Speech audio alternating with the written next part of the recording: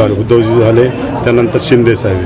पण आमच्या शिक्षकांसाठी सर्वात जास्त काम सध्या शिंदे साहेबांनी केलं, अजून मला सांगायला आनंद वाटणार आहे. गेल्या वेळी ठाकरेंकडून खरं तर निवडणूक लढवली होती, यंदा अचानक काय शिंदे गटात? नाही, मी मागच्या वेळेस ठाकरेंकडून उमेदवार, मी अपक्ष उमेदवार होतो, मला सपोर्ट दिलेला होता.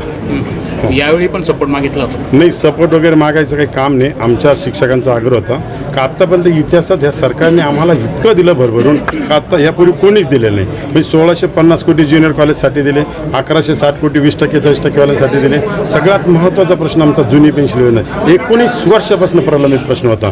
पण हे राज्याचे मुख्यमंत्री यांनी घोषित केलं का येणाऱ्या अधिवेशनमध्ये मागं 20 डिसेंबरला अधिवेशन झालं, त्यात जुनी पेन्शन लागू केली. हे सांगितल्यानंतर 5,500 लोकांना लागू केले. आता 21,000 शिक्षक राहिलेले, त्याच्यासाठी पूर्ण शासनाची तयारी आहे. येणाऱ्या 27 तारखेला जे अधिवेशन आहे त्यामध्ये आमच्या सर्व लोकांना जुनी पेन्शन मिळणार. एबी फॉर्म मिळाला आहे तुम्हाला?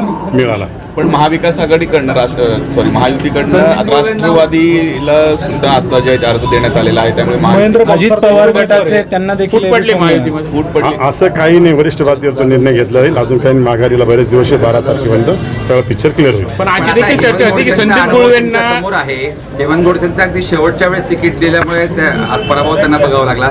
असं अगदी शेवटच्या क्षणी जर उमेदवार फायनल होणार असेल महायुतीचा, तर पुन्हा फटका बसेल असं वाटतं? असं कधीच होणार नाही. सातत्याने मला तिकीटपेक्षा मी ह्या ग्राउंड लेवलला काम करतोय. आत्तापर्यंत महाराष्ट्रात असं एकही आमदार नाही. 100 आंदोलन केलेले मी आत्तापर्यंत, 100, आणि असंख्य प्रश्न सोडवलेले. त्याच्यामुळे आत्ता म्हणता येणार नाही, गेल्या 6 वर्षापूर्वी दुसऱ्या दिवशी माझी उमेदवारी फायनल झाली.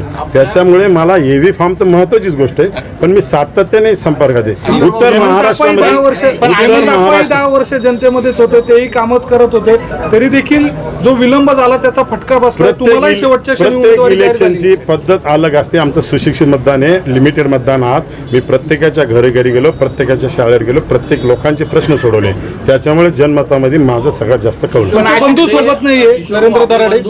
उद्धव ठाकरेंनी महाविकास आघाडीचं काम करायला लावलंय, ते आपल्या बरोबर नाहीये की? नाही, असं काही म्हणता येणार नाही.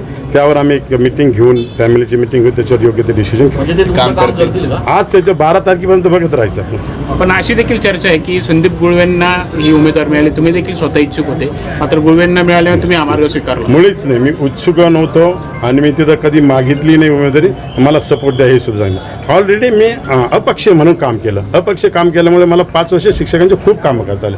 देवेंद्र साहेबांबरोबर करता आले, उद्धव साहेबांबरोबर करता आले, आणि शिंदे साहेबांना. आता सध्याचा आमच्या शिक्षक संघटनेत सगळ्याच रेट होता का ह्या मुख्यमंत्री इतकं भरभरून दिलं का 12 वर्ष बिगर पगारी लोक काम करत होते. आज प्रत्येकाची चूल पेटवण्याचं काम या CMने केलं. म्हणून माझ्या संघटनेच्या लोकांचा खूप आग्रह होता का काही झालं तर शिंदे साहेबांसारखा शिक्षण मंत्री आपले केसरकर साहेब यांच्यासारखा शिक्षण विभागाला अद्याप माणूस लाभलेला नाही. त्याच्यामुळे शिक्षकांच्या सगळ्या संघटनेचा आग्रह असतो. मी आज एबी फॉर्म महाविकास आघाडीकडनं संदीप गुळवे यांना उमेदवारी देण्यात आलेली आहे. किती मोठं आव्हान वाटतंय त्यांचं? नाही, आव्हान वगैरे काहीच नाही.